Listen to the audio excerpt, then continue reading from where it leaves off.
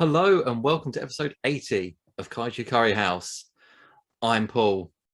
We've got Smokey Joe, and we're going to talk all about some amazing merch, such as an X Plus Rodan and stuff that's coming out soon. But before we get into any of that, we're going to ask Joe what he's been up to. So Joe has been up to not a lot Kaiju related, to be perfectly honest. Been quite a busy boy. However, I did get the fantastic X Plus 25 centimeter Rodan King of the Monsters, not King of the Monsters. Yeah, King of the Monsters in. I was gonna say he wasn't in Godzilla versus Kong, was he? Not that I remember.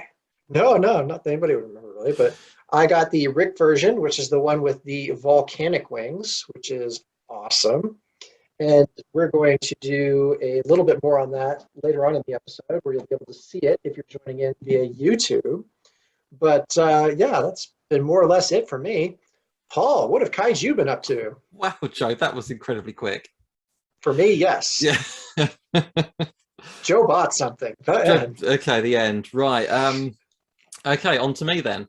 So I have been playing a game that isn't... Okay, this is just, I did mine, you're doing yours. There we go. I'll do mine.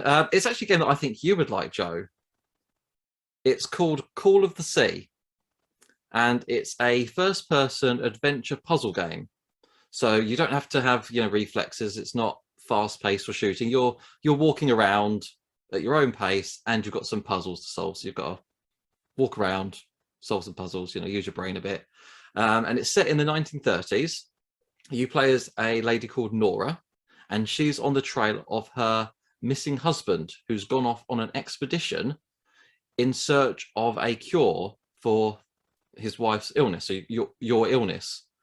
And you end up following the trail to this very strange island, and no one will take you to the actual island. There's stories of people who've gone there and won't return. So you kind of get close enough, you go on a rowboat, and you're now exploring this island, finding out what happened to the expedition before you, find out what happened to your husband. And although this doesn't sound very kaiju-y, it's a very mysterious island. You will see at one point a giant monster for a few seconds, and you'll hear audio recordings of it attacking. But there's a whole, I don't want to say too much, but there's a whole civilization and a lot of story and lore that's taken place on this island. And if you like a certain Gilman, I think you would be happy with this game and the story that it's trying to tell. It's only about 6 hours long, so it's not okay. So it's written off. Okay. So it's not a massively big game. I love how you think I have 6 hours. but that's a nice short game. That's the kind of thing that I go, oh wow, I can finish that. It's not, I'm not going to have to waste, not waste. I'm not going to have to put in 100 hours to see it through. This is just a nice story-based game. So it's on PlayStation, Xbox, and Steam. Not on the Nintendo, I'm afraid, but still, quite a few platforms. And it's gorgeous. It's a lovely tropical island that you get to explore. And you just kind of, it's like, I don't know if you've seen walking simulators before, Joe, but their game is basically where you walk around and you interact with lots of things to get the story. So you can find a photograph to find out, It sounds a lot like Trespasser. Oh, that's the dinosaur game, wasn't it? Where you could control your hands really weirdly. Yeah, it's famous for being a terrible game, Trespasser. Yeah, but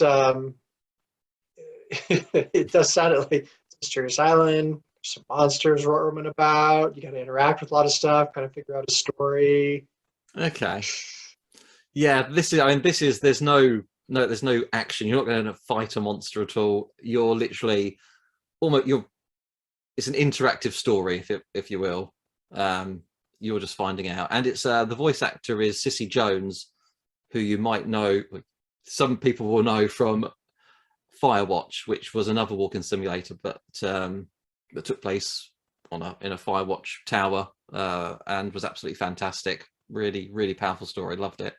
And she does the voice in this game as well. So Would highly recommend that. It's on Game Pass, so if you subscribe, it's in your subscription. You don't have to pay anything extra, which is always nice. Other than that, I'm still reading Pandemonium, Joe. I am a slow reader, but I am near in the end now. I've just lost a character, which is a shock. I did not see it happening, and I'm very sad to see that person meet their demise. When you get done with this, Steve Alton's Meg. Oh yeah, you said about Meg, because I've seen the Jason Statham film, but yeah, the Jason Statham film isn't really the same as the book. You need to read the books, and there is a point at which a main character is lost in the books, and I put all the books down after that. I was just like, no,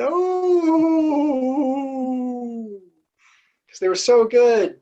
Like, they got through so much, and it was amazing. And then, within like the last 15 pages, oh, that's cruel, isn't it? But then we've heard the characters from Fragment, and their stories are now carrying on, and then one just abruptly ends. So I was like, oh, I like them. Yeah, but they're well-written characters if you actually feel for them. Yes, and that's it. He's Warren has done an amazing job. I can't fault it. It's not like a ridiculous death. It's one that makes sense, and it was meaningful. So I'm not going to complain about it. I'm just sad that it happened. But yeah, I'm probably like 50 pages out now, I think, from finishing it. So this week I'll be done, and then I will share my full feelings, spoiler free. Yeah. I think I prefer Fragment to Pandemonium, but Pandemonium has some like really cool stuff to it. It takes it further. Yeah, I'm not sure which one I prefer at the moment. I think they're both. I think it's equally as good, which is again very impressive. Yeah, Fragment takes place on an island. It's cool, but Pandemonium, you're stuck underground. In a city, underground city. That's cool. Where are you gonna go? But yeah, the ghost octopuses are pretty cool. Octopi, whatever they are. Yeah, the puppets, they're cool. Yeah, the puppet octopus is creepy, horrific things. I can't believe they're real. It's awesome. Oh yeah, octopus do that. We actually went to the National Aquarium in Plymouth a few weeks ago, and we got to see an octopus playing around with stuff. Oh really? Oh, that's cool. Oh yeah, it's pretty neat. Oh yeah, they put dog toys in with it, so it can just like play around and stuff. Apparently, we get bored in its aquarium. Well, I imagine it would do, because I think I saw one in Sea Life Centre, and it seemed like quite a small tank for it. To be fair, I wasn't impressed. I was like, oh, it's just there hiding. There's no room. It could probably stretch out its tentacles, and that was it. And I was like, this isn't nice. So, no animal should be caged. But no. What you gonna do? Yeah. But so book very good so far. Near the end. And finally, movie-wise, I watched A Quiet Place Part 2. Is it any good? I haven't seen it yet. It is good. It's I would say you've got to be in the right frame of mind to watch it. This is not a popcorn flick. This is very dark.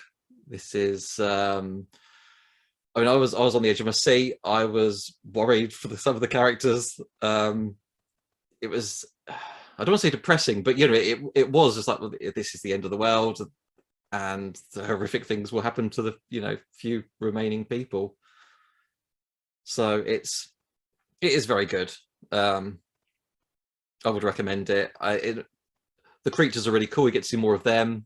There's it starts off prior to the first film, then catches up to straight after the events of the first film. So you kind of get into some more story on how they first came here, and introducing our characters who you'll then see later on in the film. And I just love that, they're these creatures that hunt by sound, a bit like those pre-Cambium life forms that I love so much. Only these ones are on the ground, so you can't get on a rock. You're just kind of stuck. But still, yeah. Did you like the first film? Yeah, I thought the first one was all right. It was really good. For those of you who don't know, Joe knows American Sign Language, or ASL. I can sign, but it's. Did they I do it thought all it was wrong in the film? no, Or no, no. They okay, they did it. They did it correctly, and I thought it was really lovely that here's a really wonderful movie, a very creative movie, sci-fi, action, thriller, whatever you want to call it, and the deaf community is totally allowed to participate in this. And I thought that that was really amazing. One of the reasons why we release these episodes on YouTube now is because you get subtitles. So, that's our way of saying that we want to involve a wider audience, which I think is great. But A Quiet Place does that, and I thought it was really fantastic for doing so. yeah. Well, yeah. If you like the first, you like the second. And there's that part in the first film where the boy, and he has a rocket ship, doesn't he, that makes the noise, Yeah, and then he's just gone, and it's just heartbreaking. And there's more bits like that. There's lots of tense scenes, and you just don't know if they're going to survive, because spoilers, not everyone does survive this film, and that's what makes it good, but also not always pleasant to watch. yeah. Birdcage was kind of like that. Or Bird Box, what was it?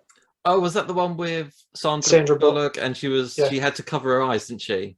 I apologize for everybody. I just realized what Birdcage was, the movie in my mind, and it's completely different. There's a lot of talking in that movie.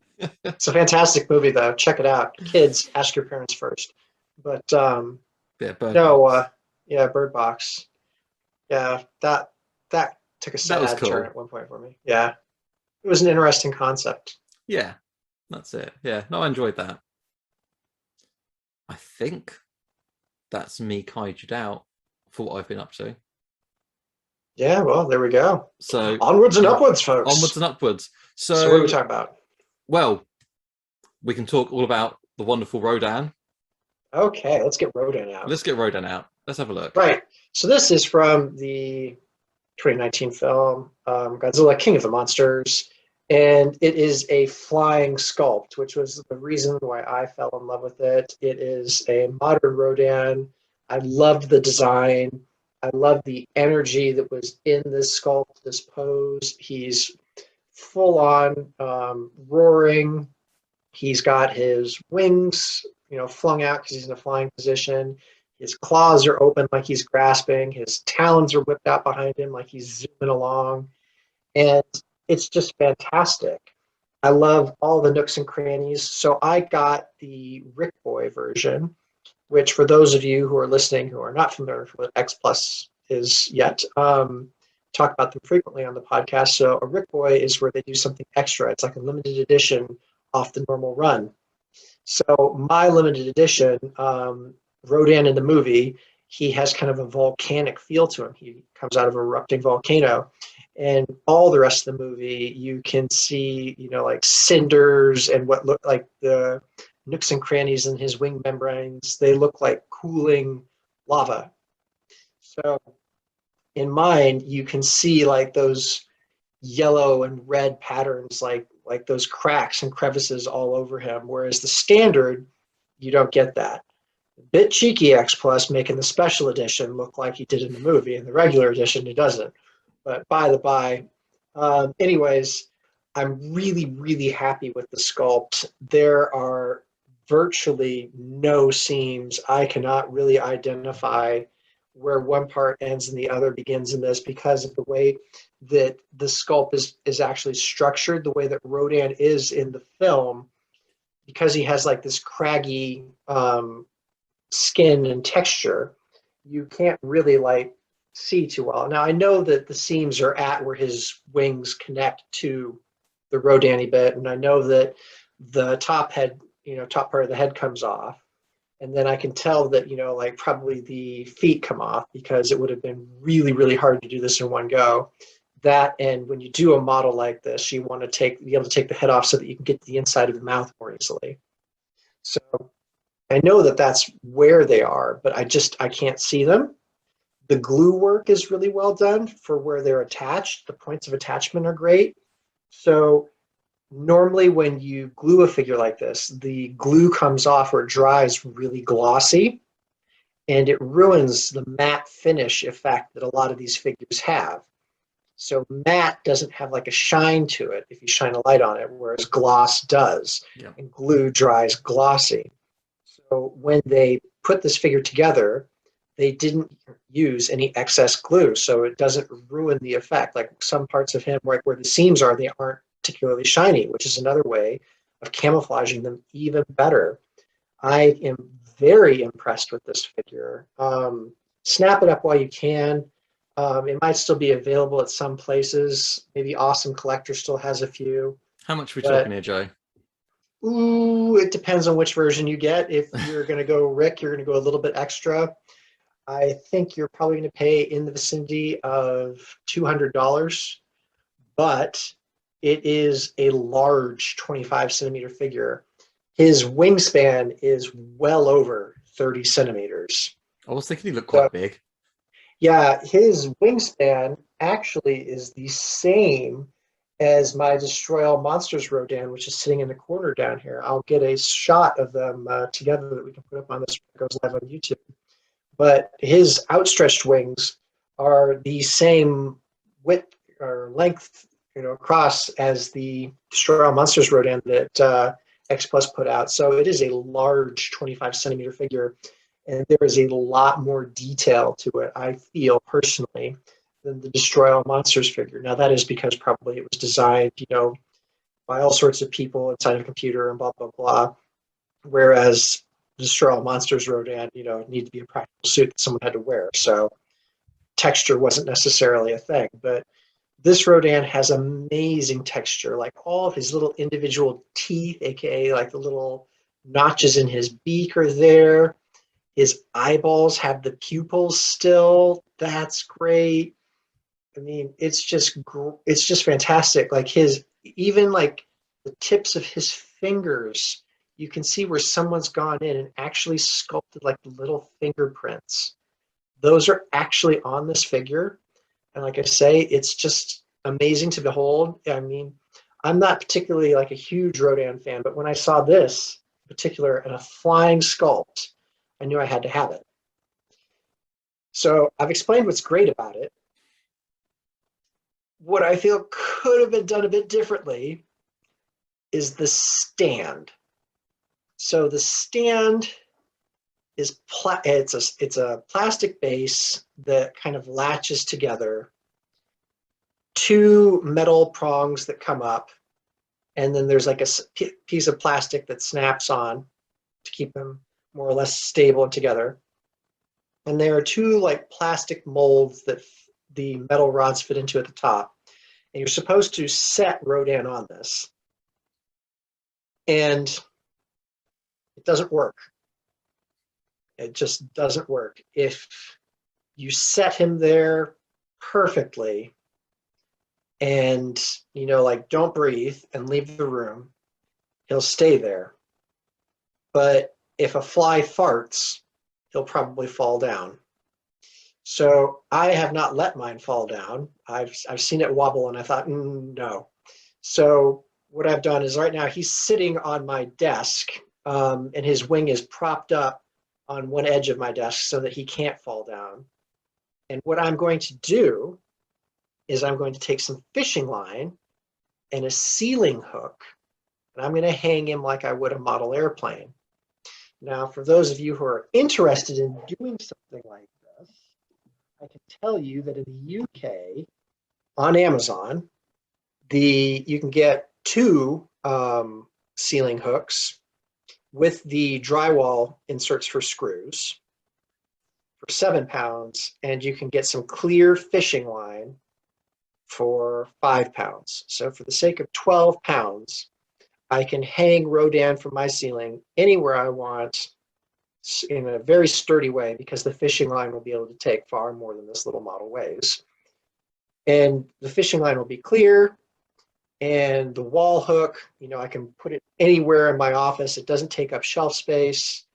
And because of how he is sculpted, what I can do is I can put one loop of fishing line underneath each wing, and that will hold him securely so that he doesn't slide out. So I'm quite happy with that. I've done a lot of measurements for it, and I think that that's the way forward with this figure. It's a shame that the base isn't more sturdy. What I would have preferred, what I think would have been a neat idea. So X Plus does a lot of light up figures, and like Godzilla's dorsal plates. Like we have the light up effects with those. And in order to plug those in, they have a removable piece, like usually around the foot. You can remove this piece, put the jack in for your battery pack, and the plates will light up. So whilst I don't feel that we needed a visible wall hook or a ceiling hook latch on the figure, I feel like if we had like a little metal like hook or loop on his back, and because it was metal, if you got like a magnetic scale or something to put on top of it, you could have had, like, for the sake of it, a loop that you could put a piece of fishing line through to hang him from the ceiling through this. And it would have been a perfect anchor point for the figure. And because it's magnetic, you could just put that, scale back on top of it. And for the sake of what I assume would be, I don't know, that's probably like £1 or £2 cost for a magnet, glue, and one of those hooks that you can put on with that size. I feel like that would have been like a really good amendment to that figure. Kind of like, how we have the X Plus GMK King Ghidorah with the magnetic tail. So like we have the capability, we have ways of hiding it. And I feel like this figure just screams to be hung because of its pose. And it just looks so epic from the underside. I mean, you're not going to look at it from the top. Why would you do that? I mean, like, you want to be like under this figure when you're looking at it. So that's what I'm going to do. I'm going to hang it from the ceiling. And what I'll do, when this goes up on YouTube, I'll go ahead and put the links or the descriptions of the products that I used for it, because I've done a bit of DIY, so it shouldn't be anything hard for like the person who wants to have a legitimate flying Rodan in their room. Yeah, I think it's a really, really solid figure. It's just like, because I love the figure so much, I want the base to be a little bit better. And because his wings are just so splayed out, and his center of gravity is just a little bit more forward than what the clear molded Rodan cups, I guess is what we'll call them, want to hold him. It's just, he wobbles it a little bit. And I probably spent about 45 minutes just trying to figure out like the perfect way to get it done. And it just, I couldn't do it to such a satisfactory way. I don't want him to fall. So, Well, that's yeah. understandable. You just spent a small fortune on it. I mean, I think that's an amazing idea of hanging it on the ceiling. That sounds great. Yeah, I It mean, really does. this is probably the first figure that X Plus has done that I can say you can really get away from hanging it from the ceiling. So like the 2001 King Ghidorah that I just mentioned, it's an absolutely gorgeous figure, but you can tell it's meant to be just standing there. And the Destroy All Monsters Rodan, he's just standing there. So this figure, it's an actual flying sculpt. I'm going to make it fly. And I think just, like in future releases, like if it was me, what I would have done is I would give both the same paint job, but the RIC one, you can hang it from the ceiling, that's the route I would have taken. But, Okay. it's still a fantastic release. I think that if we saw more releases like this for like flying monsters where they're actually in dynamic poses, because I mean, his wings aren't even at the same level. Like, he's like flapping, like he's like turning. You can see like the angle of his head, the angle of his feet, the way that his tail is positioned so that he is actually turning in the air, chasing something. It's really awesome. I feel like there's a 25 centimeter Mothra, like around the corner that, like you put in front of this Rodan. And like, again, like that would be fantastic. You could hang the Mothra in front of it. Like, how cool would that be? I'm sure there are collectors out there that agree with me. But it's just a fantastic sculpt. I'm so glad that they did it, and I'm so glad that I got the figure. Okay. Well, just so you know, I've checked, and it is available on Awesome Collector. Oh, sweet. 180 for the Ooh. standard, 250 for the RIC. Yeah. So yeah, so there is a fair bit of premium for that paint job there. The paint job, like, it does look like he does in the movie. That's the thing. So Wow, it's you'll so be missing frustrating, out. isn't it? Yeah, Yeah, you'd it be is. kicking yourself, wouldn't you? You would be kicking yourself, and at the same time, it is quite a bit. And I feel, like I said, like if we got the paint job with like a wall hang or a Yeah. ceiling hang, that would have been like what clinched that. Oh, That well. would have been it. But regardless, it's a fantastic figure. And if you're thinking about getting it, it's Joe endorsed. I have quite a few X Plus behind me. I got to say, I am actually pretty picky about my monsters. I don't just go out and buy whatever. But Rodan is one of Toho's big five, and I have always loved Rodan. And the 2019 version was just so well done. So I was really happy when they came out with this. And I think, honestly, it is the best MonsterVerse figure that they've released. I really do think that. I love the gigantic Godzilla that they did. I like the Kong Skull Island sculpt they did. Yeah. But this Rodan has the best pose. And honestly, it has the most going for it in the way that you can display it. I mean, maybe I haven't cracked the stand yet, who knows, but the fact that you can hang this from the ceiling and it looks like he is flying, awesome. Awesome. It has that extra wow factor going for it. Yeah, that is the X Plus 25 centimeter large monster series Rodan RIC version. And like I said, check out our YouTube video of this podcast, and you will see my pictures, and you will get the descriptions of how to hang this Rodan from a ceiling. Okay. Thanks very much, Joe. Let's No take worries. a break.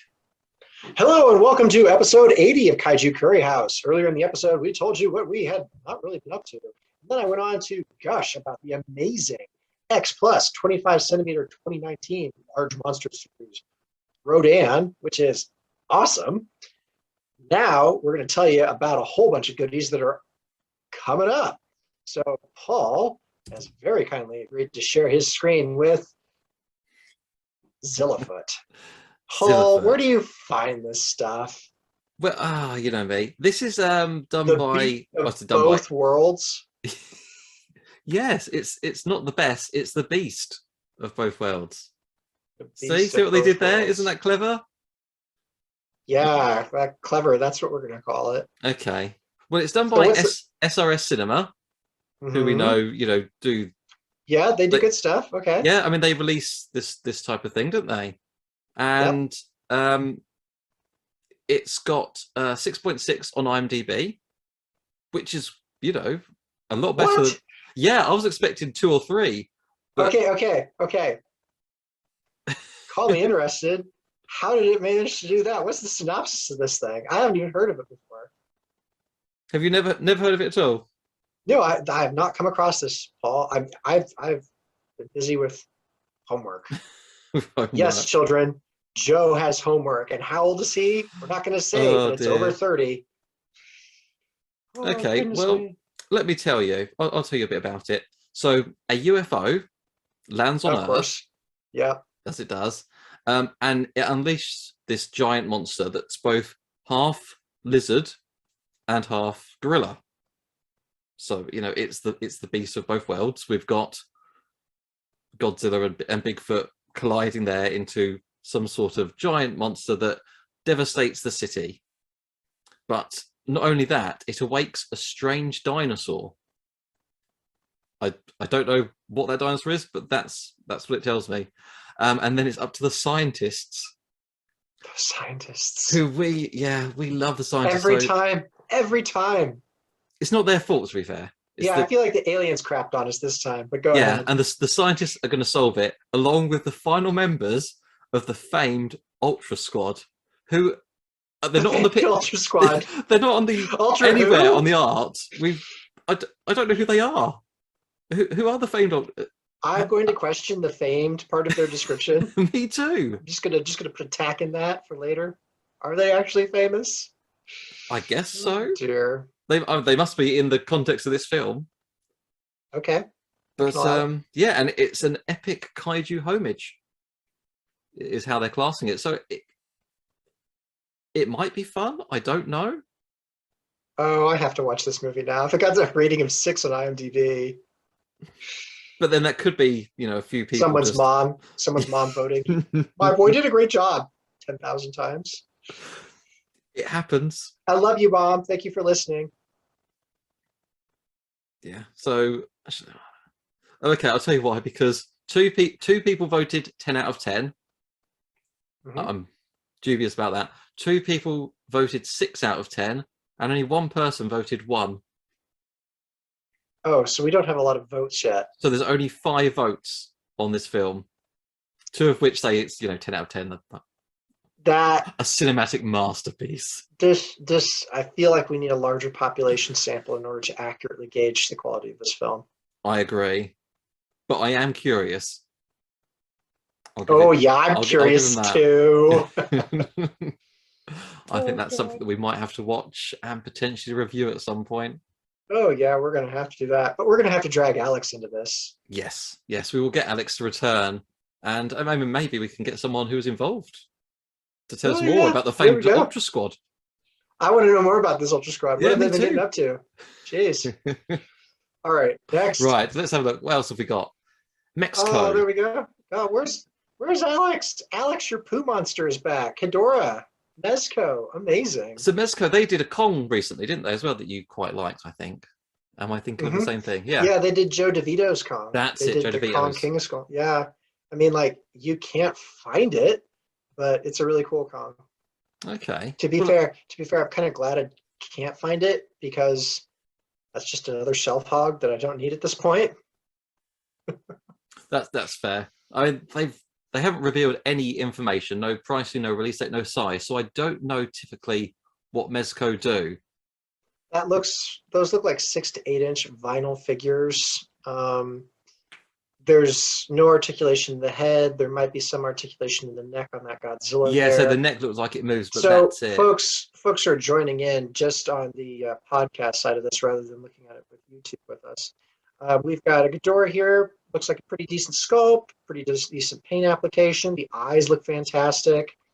We've got a Godzilla. Again, it looks like a great sculpt. You can tell it's the Godzilla from the movie. I particularly like the hands on the Godzilla that they've done. The dorsal plates are matching up. I like how they do the whatchamacallit, the upturned spikes on his neck rather than backward facing. That's something that was pretty standout in that movie for me. It looks like there's a seam on his leg. I don't see a seam at his shoulder joint for that Godzilla. Yeah, I can't see one, So, but you never know. but I'm going to It's say hard to tell. they're 6 to 8 inch tall vinyl figures. It looks like from Okay. here. But yeah, Mezco usually does really good stuff. They're kind of like a quality indie supplier, and Well, it's it nice to see says, them get yeah, into it. buy collectors for collectors is their little tagline there. And I wasn't sure if it was more of a NECA or Monster Arts level of quality we should be expecting here. I think their paint application is leagues ahead of what Bandai has been doing. So I'm quite happy with the paint application. The sculpt is pretty good. Bandai does really good sculpts, but I think this is maybe, pardon me, like a little bit, perhaps a little bit higher quality. But yeah, they look good, but Hedora, I think, looks really impressive there.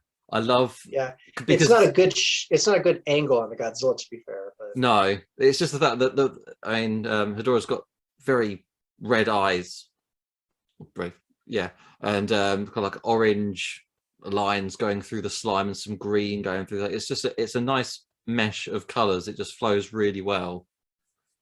yeah, But it's good. there's not only that pose though. There seems to be There we another go. So flying version. there is some posability in the Godzilla. So lo and behold, he does have a shoulder joint, so that's nice. And again, I really like the hands on that Godzilla figure. They're very expressive. Oh, I don't know if that's necessarily a detail that they were meaning to add, but it looks like on the dorsal plates we have where they zipped up the costume. That, or it's just where they glued the dorsal plates in on the figure. But I mean, like that's kind of like a neat little additure that's there. But I really like the bone coloring on the dorsal plates. It's like a dirty bone. It's not like It's not just just white, like is it? it's not the white or the gray. Yeah, it's a good coloration effect they have going on. The Hedora looks great. I really like the texture on it. Yeah, I was It's thinking pretty that great. it's lots of, it's not just a fine plastic, is there? There's lots of little imperfections in it that really just Yeah, make it stand out. It's all bumpy, and I again like the those horrific Photoshop eyes. factory too.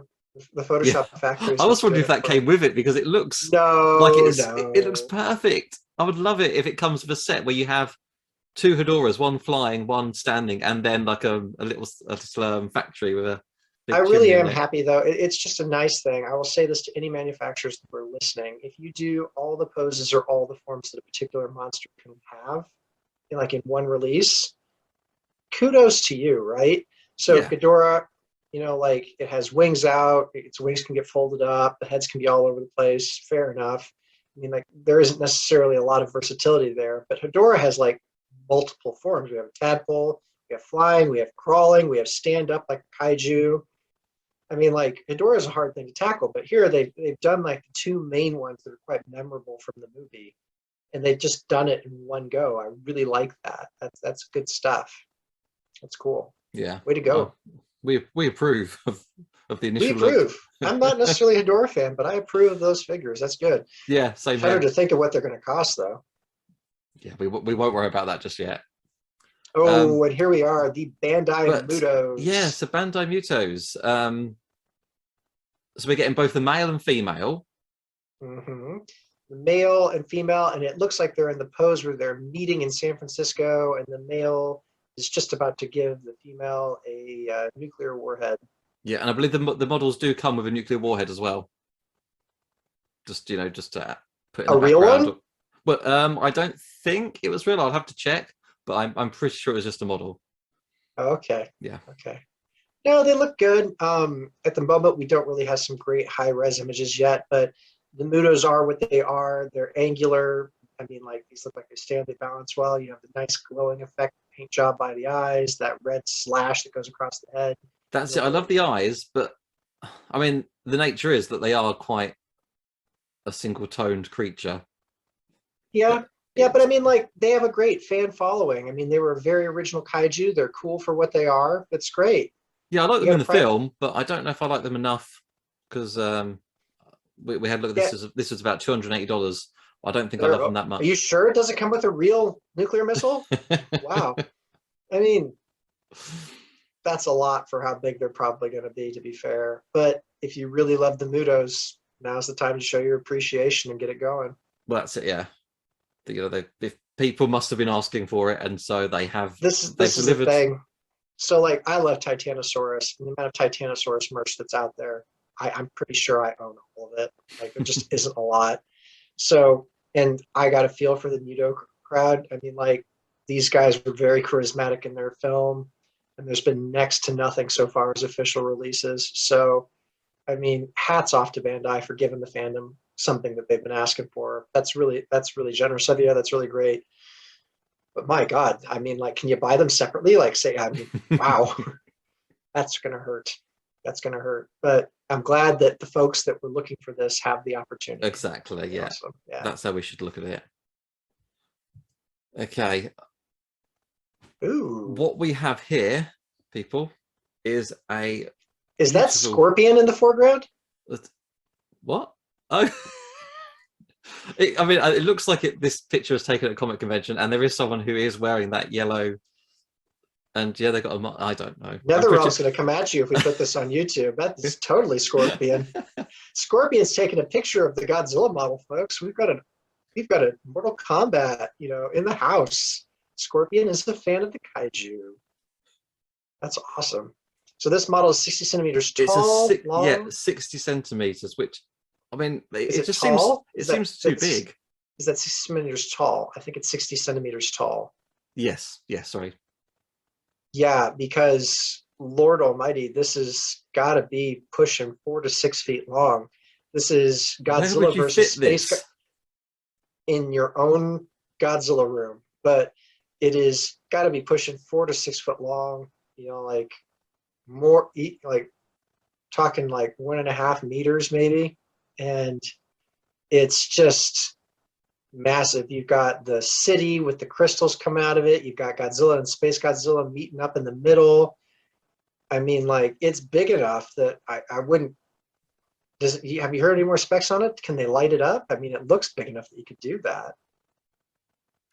The only pictures they released didn't have any sort of light showing. So I don't think it does. Well, it's probably going to cost your firstborn child, but I was going to say for how big it is, you could probably put like a lighting effect if you're savvy enough. Well, yeah, that's it. You probably could fit it yourself. So it's done by XM Studios, who I haven't heard of before. They're great. I'm telling you what, that's amazing. Like the way that they've got those crystals in Space Godzilla, they look like they're directly out of the movie. Well, that's it. I think it's a two-part. So you can have Godzilla where he's just got the city around him, or you can have the Space Godzilla where he's got, you know, the crystals coming out of the ground, or you can have both together. It was just unveiled recently at the New York Comic Con, so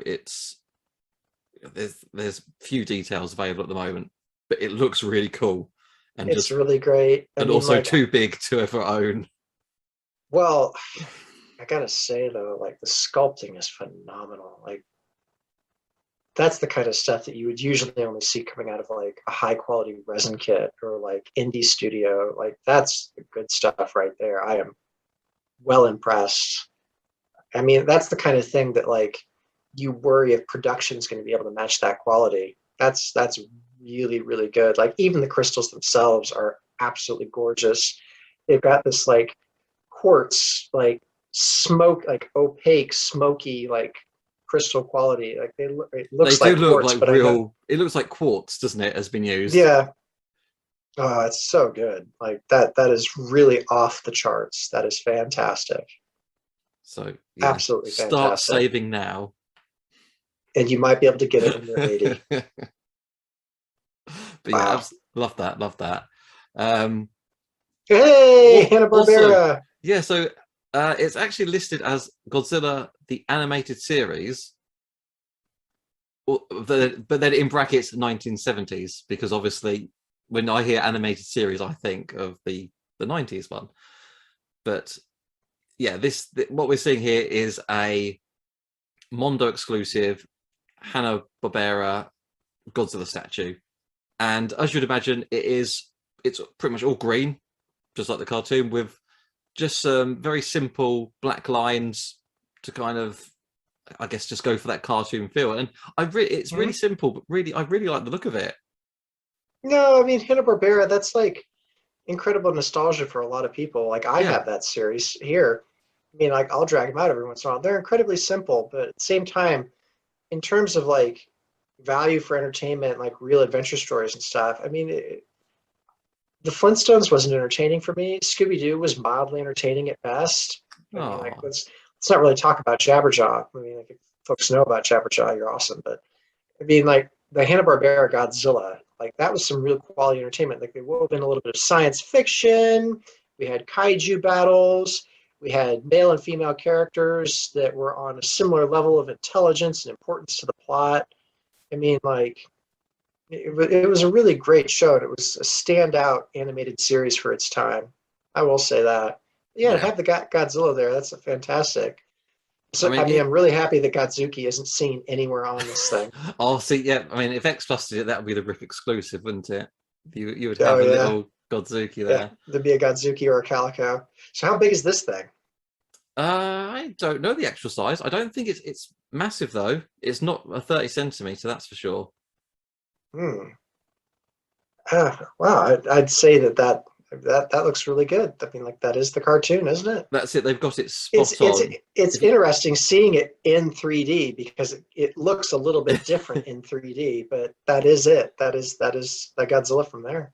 Yeah, that's really good. So far, this is the one that like I would get for like. Well, that's it. This is something that you never see any sort of 1970s Godzilla merch. I don't know what if they have them. 1970s Hanna-Barbera animated And merch yeah, for Godzilla. Yeah, yeah, there's lots of 70s Godzilla merch out there. yeah, Uh, that is true. Okay, it's 8.25 inches tall. 8.25 inches. Yeah, All right, so 2/3 of a foot tall. and it's $120. Hmm. Currently on pre-order. Ouch. But I mean, you say that, I pay what $100 for an X Plus Defo reel, I which know. is I so know. This it's is me being picky. This is me being picky. Like, I have the show. I'm happy with the show. I'm absolutely in love with that show. Not enough to spend $120 on a figure, but there will be people who do enjoy well, that I mean, much value. for nostalgia alone, I am one of those people that I'm very tempted. Not gonna Mhm. lie, very tempted. It is tempting, but I'm saving up for other things at the moment. Yeah, but listeners, if you remember the TV show or have seen it, the model is exactly how you could picture it. I just think it's so well done. It's the good stuff. I'm not going to lie. Yeah. Mondo did a great job here. But what they've also done over at Mondo is have a Attack Peter version of Godzilla, and I don't know who Attack Peter is. Do you, Joe? I just thought it's fascinating Why are we attacking Peter? because it's What did Godzilla. Peter do? What did Peter do? It's Godzilla, but he's all black, and then he's just got. It's like he's drawn then in white. He's got some scales drawn on, some lines drawn on. This It's is like some it's kind like of a like tribal. yeah, this is like some kind of like Polynesian vibe going on here. I feel like we've got a jet black Godzilla, and like what we've had is someone like paint or like do stylized paint of like where his scales would be, like his eyes, like they're just a dot with like rings going outward around that dot until you reach like the full eye socket. I mean, it's really cool. I mean, like check it out, Mondo Attack Peter Godzilla. I mean, for those of you who are joining us on YouTube, you'll be seeing it, but it's kind of a really neat paint design, and I think it's got a really cool vibe to it. Is this one selling for about the same price as the Hanna-Barbera, Paul? It is, yeah, yeah. So it should be pretty much exactly the same, like size and price. I'd be Uh, really curious to see which one sold more units, to be perfectly honest, because that's a really cool vibe going on for that figure. it is. I mean, it's different. It stands out, which is why I just wanted to highlight it because I thought I have no idea what this is, but it looks. It's just unlike anything I've seen. It looks good. It looks good. It's neat, and it's 3D too. So I mean, like, it's going to have like a neat vibe. Put it in the middle of your table on Thanksgiving if you're American. Looks cool. Because like totally the thing to do. I Yeah, would. yeah. Why not?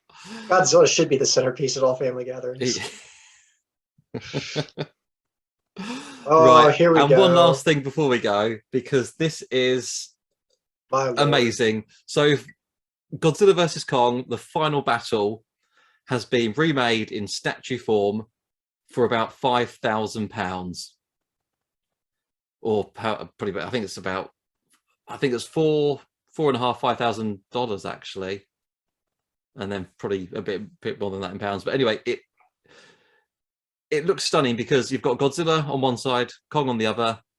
In where are they? They're in Japan, aren't they? In They're in Tokyo. uh they're in Hong Kong. Hong Kong, okay. Yeah. And all the buildings they've got neon lights in. So not only is Godzilla's fins dorsal plates lit up and his mouth lit up, but I think it actually makes a power up noise and like light effect. But the city is also like the neon city that you remember from the film, and there's flames coming out of the building that are also lit up. I could not justify spending that amount of money on a model, but it looks really cool. It does look really cool. It's kind of like when people drive by in like a Lamborghini or something like that. You Yeah. just got to say like, that's not Damn. practical, and you way overpaid for that, and I have no use for that. But Wow, dude, that's cool. That really is cool. Oh man, that's yeah, great. I've seen pictures. The picture that we're looking at right now is Godzilla and Kong squaring off. Kong's actually leaping through the air, about to hit Godzilla, but I've seen images where you get him with the axe. Kong's holding the axe about to club Godzilla over the head. Okay. But this is an absolutely massive figure. It looks great. Godzilla's just, in attack mode. Kong's coming at him. It looks like someone's about to get a beam to the face, but we all know what that axe does at this point. If you don't, it's in the trailers. Watch a trailer. But it looks really good. All the stuff from Prime 1 seems to be coming out, and it looks really great, to be fair. And it's huge. It's just, you have to be a really dedicated collector with enough money to burn at that point. Yeah, I mean, this is actually also 60 centimeters tall. So wow. it it is big, but it is beautiful. It is beautiful. I mean, but for that price, it should be. It's made out of real Kong and real Godzilla. It looks great, though. Well done, Prime Studio. Looks great. Looks great. Yeah, available from Zavvi of all places in the UK. Is Zavvi like a warehouse or a retailer or someone scalping us here? Well, Zavvi. I've never used Zavvi. Oh, okay. They used to be. They used to have big stores. I mean, shopping centres where they would have, DVDs, games, vinyls, everything. They were just, massive, absolutely massive. So they're like what HMV is right now. I suppose they would be competitors to HMV. All right. Yeah, they're a big brand. They're not going to try and con you.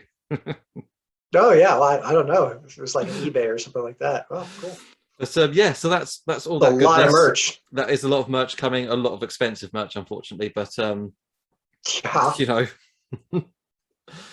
niche fandom, we pay the price. So it's time we wrap up. Joe, what can you give us, if nothing else? Right. So if nothing else, when you're done listening to this podcast, go and check us out on YouTube. Like I alluded to multiple times this episode, this is kind of a visual podcast episode. So go ahead to YouTube, check us out there. But in the meantime, while you're on the internet, there's a really cool Kickstarter going called Beast of the Mesozoic Tyrannosaur series. It is really amazing. We have scientifically accurate Tyrannosaur figures. They are beautifully done. There's a variety of species. There are alternate skins or paint jobs, I should say, for the Tyrannosaurus Rex itself. One is the natural paint color scheme, which the authors of the series decided to go with. There is a Walking with Dinosaurs homage skin, which is really cool. And then there is a Dino Riders, a Tycho Dino Riders. I remember you saying. Paint job. It's been done there. It's really great. They even got the original Dino Riders box art guy to do the box art for this series for that version. But if you want to go and look at what Joe's after, in particular in this series, there is a Gorgosaurus, and the paint job was done by none other than Shane Folks, he's a legend in the dinosaur collectibles fandom for making amazing models and doing even cooler paint jobs on his models. So that Gorgosaurus is amazing. It's kind of like the Kenner Young T-Rex blue version vibes I got coming off of that paint scheme. But check out that line, back it. It's really cool, and it's just good, wholesome fun. Like, those figures are great, and they're quite affordable, to be perfectly honest. So yeah, go for that. Check us out on YouTube. See my Rodan. See how I'm going to do it, and check out Beast of the Mesozoic. Paul, what do you got going? I'm going to have to recommend something called Oats Studio Volume 1. Now, this is it's been on YouTube for about 3 or 4 years already, but for whatever reason, it's now available on Netflix. You might know Neil Blomkamp, who did District 9, Elysium, and Chappie. Before all that, he did TV adverts. He was the one who did the special effects for the Citroen transforming car. So he's very good at visual effects, and then went into directing and writing. And he's got his own little studio where he's making kind of high concept short stories. So there's a few of them. They're good stuff. They, They really they are are amazing. they are really, really good. So there's one called Raka, for example, and it's about these reptilian aliens invading the Earth, and it's got Sigourney Weaver in it. So you've got this, amazing actress and a big budget, but on like a 20-minute film. So it's just I just love that. Like, I can watch a whole film in 20 minutes. There's another one called Zygote, I think, like about an Zygote, yeah. Zygote, isn't it? And that's like this really strange morphing creature on a spaceship. And it's got Dakota. It's got Major Thing Fanning. Dakota Fanning. Yeah, It's got Major Thing vibes going on. yeah. So yeah, Dakota Fanning's like the lead character in that. So it's absolutely worth your time. I think he's done a great job, with this studio, and I hope more comes of it. Now it's on Netflix. I'm guessing that's to hopefully lure in more people who wouldn't necessarily search for it on YouTube, and that maybe we'll get a volume 2 at some point, because these initial ones are absolutely fantastic. And If you like Love, Death, and Robots, yes, on Netflix, you will love Oat Studio. that's it. A nice anthology of completely different types of films. Well worth your time, and it doesn't even take up much time. So that is my recommendation. Oat Studio, Volume 1 on Netflix. Joe, take us away. Folks, as always, thank you for tuning in. Listen to us gossip about giant monsters. It is amazing to have your support. Give us a like, subscribe, tell us what we're doing right. We'd love to hear from you. And as always, keep it kaiju.